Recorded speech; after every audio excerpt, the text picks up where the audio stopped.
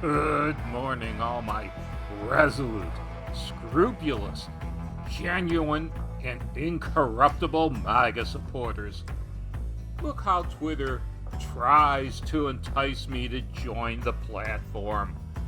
Don't miss what's happening. People on Twitter are the first to know.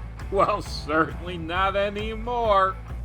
Twitter has banned the President of the United States, the current sitting President of the United States. Up until yesterday, President Trump is what kept Twitter alive, is what kept Twitter from not making that bottom banner a lie. Because right now, people on Twitter are not the first to know, they're going to be the last to know. There was a measure of truth, at least while President Trump was on the platform. Not anymore. And Google, in the preemptive strike, has suspended Parler app, and Apple is threatening to. I guess they figure that the president was likely to move over to Parler, which is a Twitter alternative.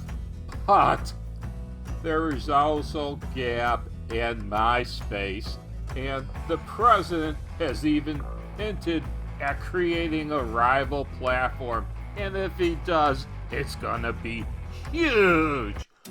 Why? Well, for one thing, President Trump had 75 million followers on Twitter.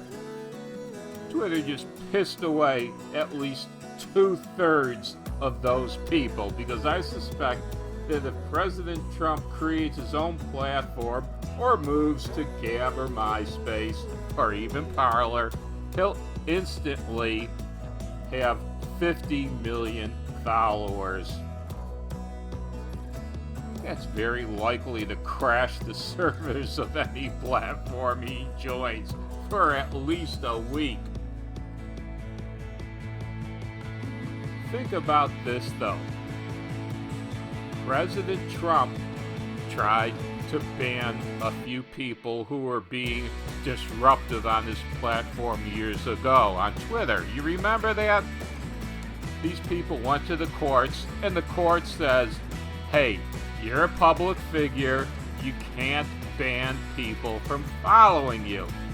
So, according to Section 230, a public platform isn't allowed to ban people. It's supposed to be a neutral platform. It's supposed to allow for free speech. It's not supposed to editorialize, which Twitter has done in this case. Don't you think that by Twitter banning the sitting president of the United States, it's just read out and out come and said, well, we're a socialist platform. We do not believe in free speech. We believe in dictating to you what speech you're allowed to hear.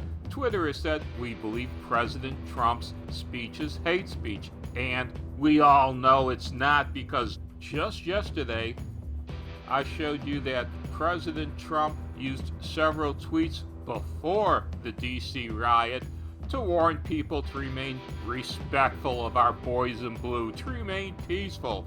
And then I showed you where he had a several-minute clip blasting these people for not remaining peaceful and denouncing them vigorously.